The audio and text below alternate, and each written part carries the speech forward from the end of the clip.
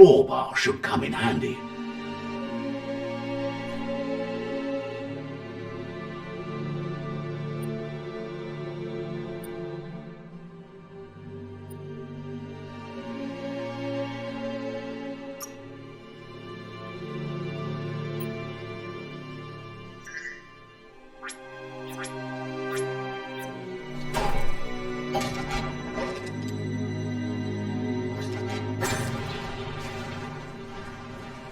Whoa! It's time to find a way out of this place. No, really, I mean it.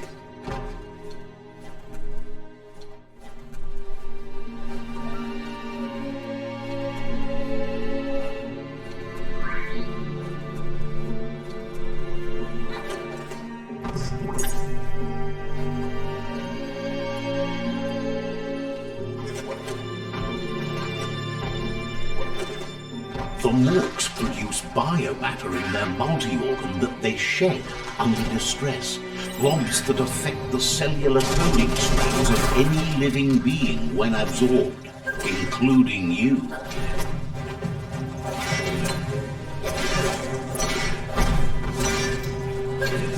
Have a good eye for that stuff.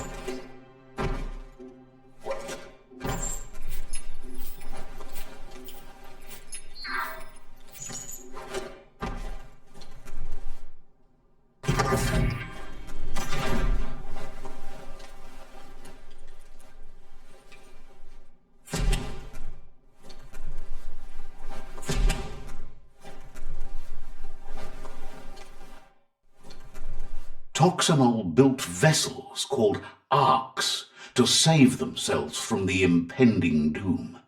But was it too late?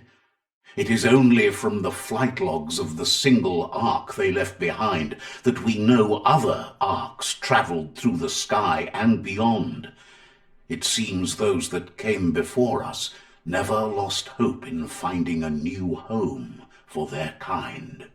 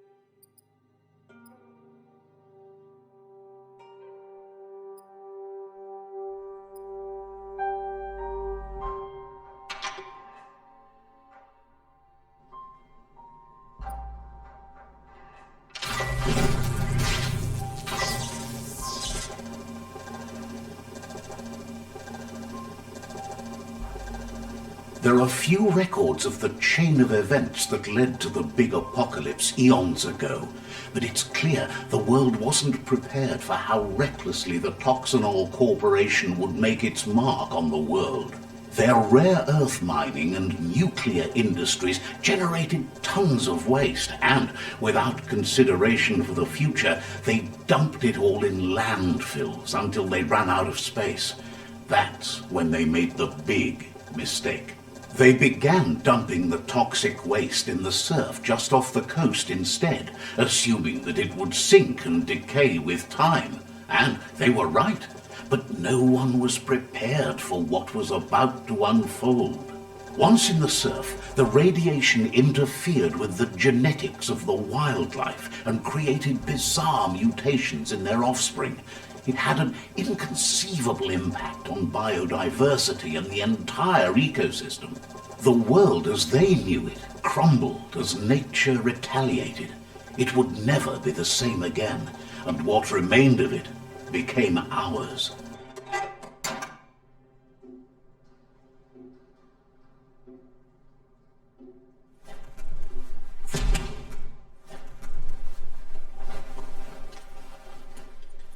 The sound of spark metal going pew pew is never a good thing. It's coming from behind that door. A warning label. The box looks like a potential brain melt.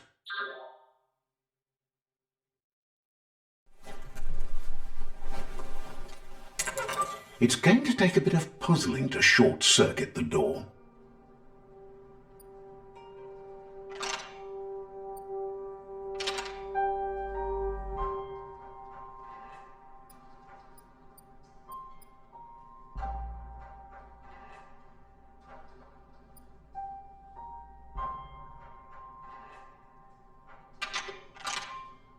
Just a few moves left. Make them count.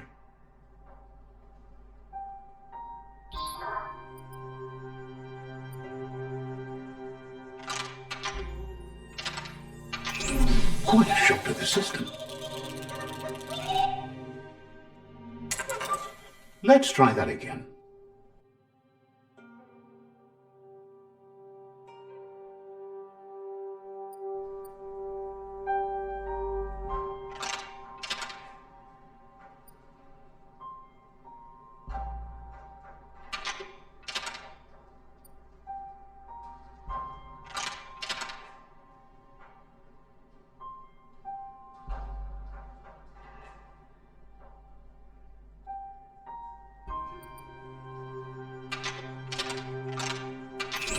Quite a shock to the system.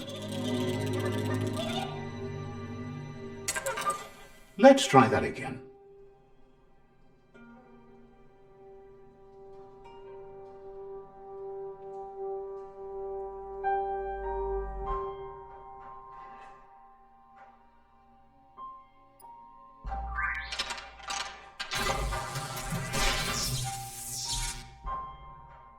There you go.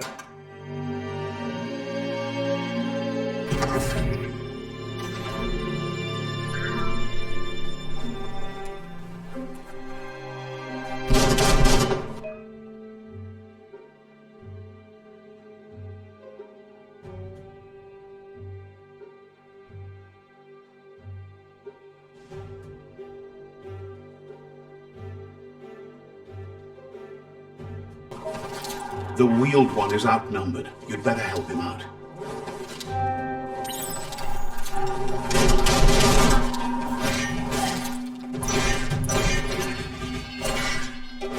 Made the kill.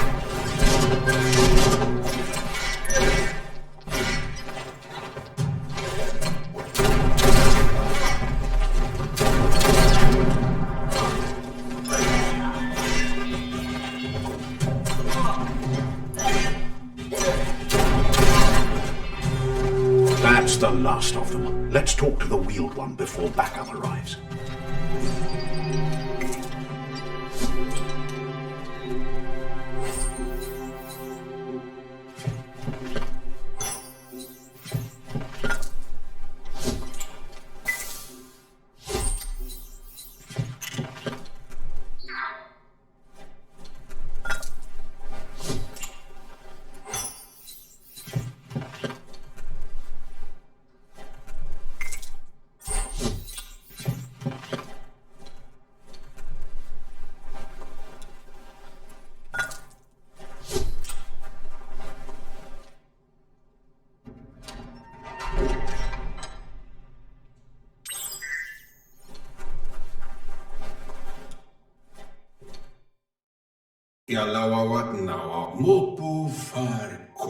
He wants to thank you for taking his side against the scavengers.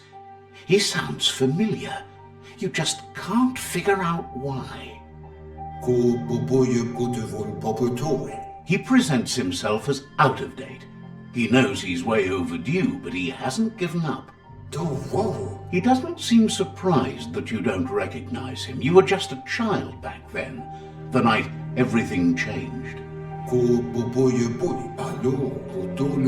There have been rumors of a one-eyed Ronin seen outside the Great Wall, and he's happy to see it's true. The legend of the one-eyed child that grew up as an outcast is old and sad. The child could have been anyone, but the evil it had fled had left a mark. How Lupin somehow left you alive after his raid on the old village. He must have had a purpose with that. The question is, what? There's no doubt you're the child, and that what Lupin did to your village, your Muma and Popsy, was the beginning of the end. He says it has taken you a long time to bring the past back up to the present, to find your way back, but he's grateful you have. It was after the attack that the unity fell apart. Your Muma's disciples divided and formed tribes as a reaction to the blight that had fallen upon the land.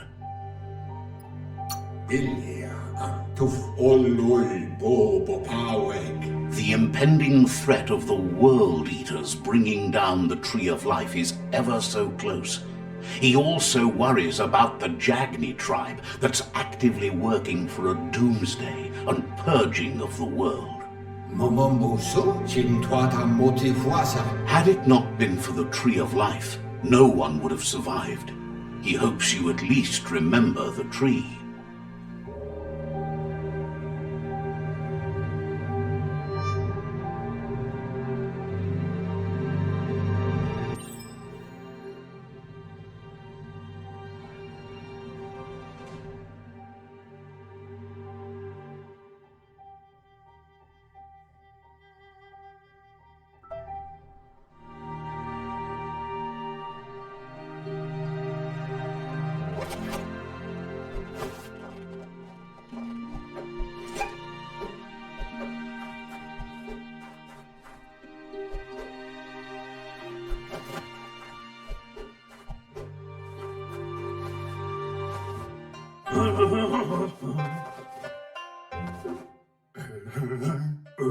Asks if you were tired, as it's a bit of a hike here from the village. He wonders if your Muma knows you are here.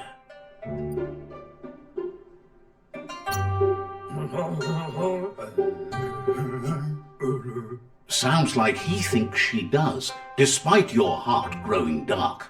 There's nothing as powerful as a Muma's love.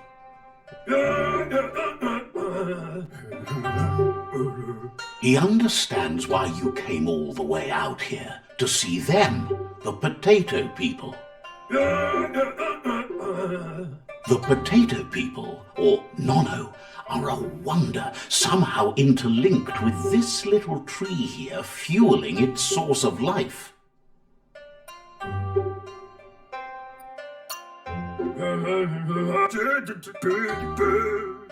Magic?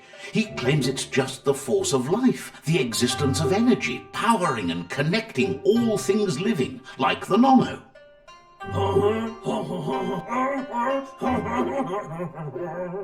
The Nono prefer to hide in glitter grass. He says you should get over there and ruffle it, see if you can make one come out of hiding.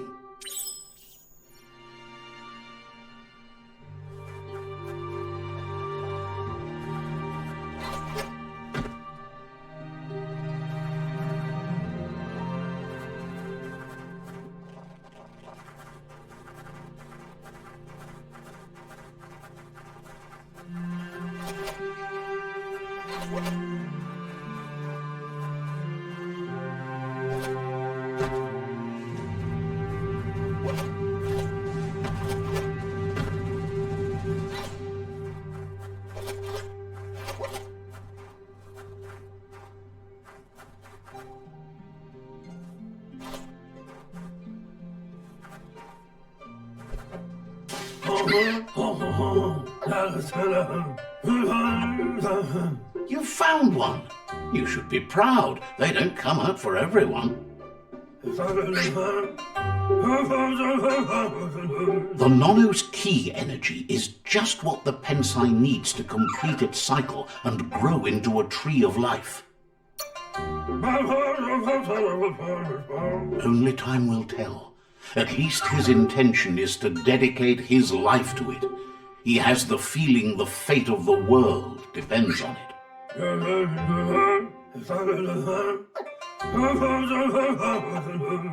You'll need to support the tree for a long time to come. The only way it'll grow tall is with the burst of ki released from the Nono as they become one with the tree. You'll need a net to catch the Nono, and he wants you to use his, but asks you to be gentle. The Nono are sensitive beings, an embodiment of ki, the primal energy.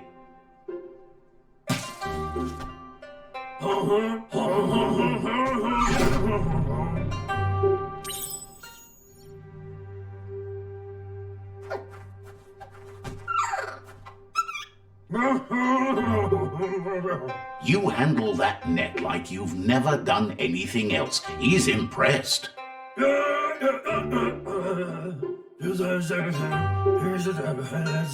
He's grateful for all the help he can get. There's lots of Nono out there that need to be guided to the roots of the Pensai tree. Oh, it'll need a continuous flux of ki over the 12 months to come, so countless, he'd say.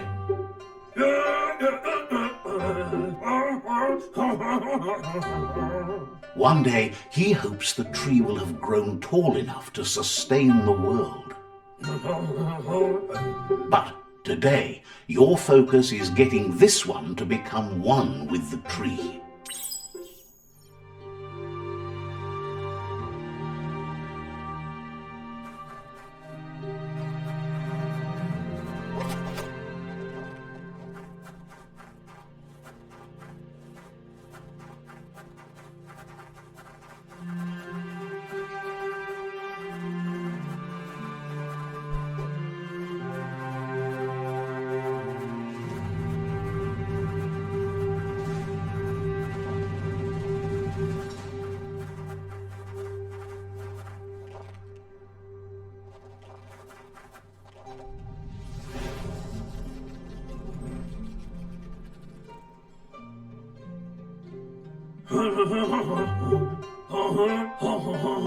Now that you've seen the Nono's connection with the tree with your own eyes, you have no reason to doubt.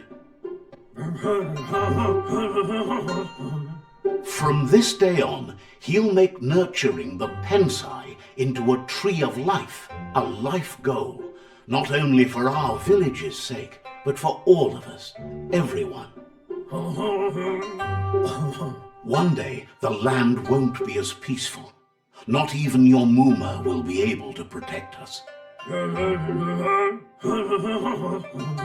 You can already see the effects from how reckless those before us acted, and unless something changes, we're doomed.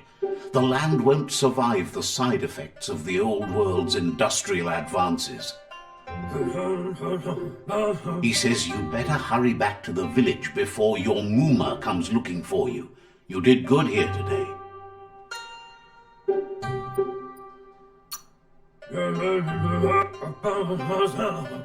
No, she's got lots on her mind and needs rest after the raid last night on the Lupin camp with her disciples.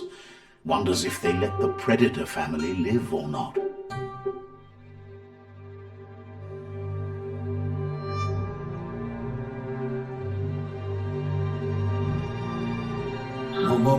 He lost you there for a while, but no memory is alone.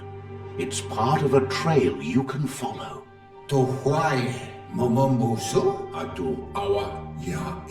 He says he remembers every single day he devoted to growing the tree of life, but now he's afraid it might be in vain. The tree started to die when the end of days begun, and it wasn't long after that that the World Eaters arrived. The genetic evolution that occurred after the apocalypse that Toxanol Corporation inflicted on the land set the World Eaters' DNA into overdrive.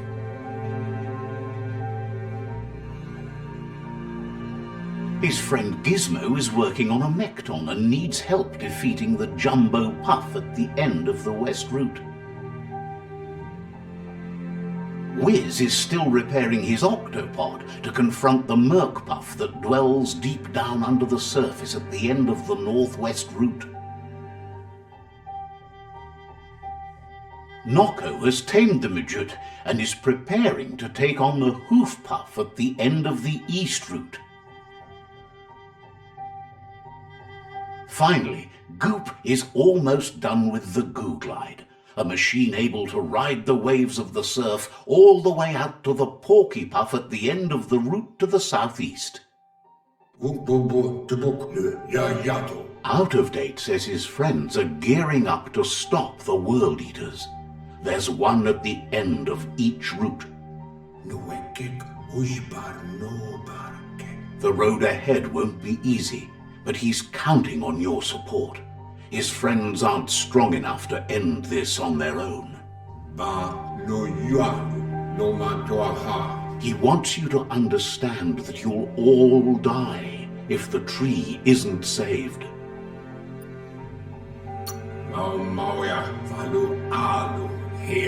His friends have prepared something specific for each World Eater. The Mekton, the Octopod, the Majute, and the Goo Glide are almost ready to ride.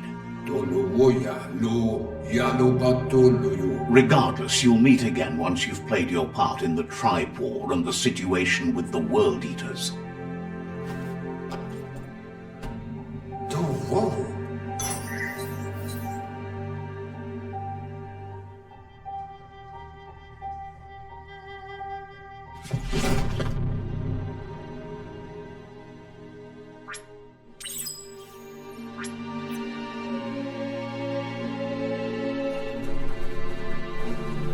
You're getting the hang of it.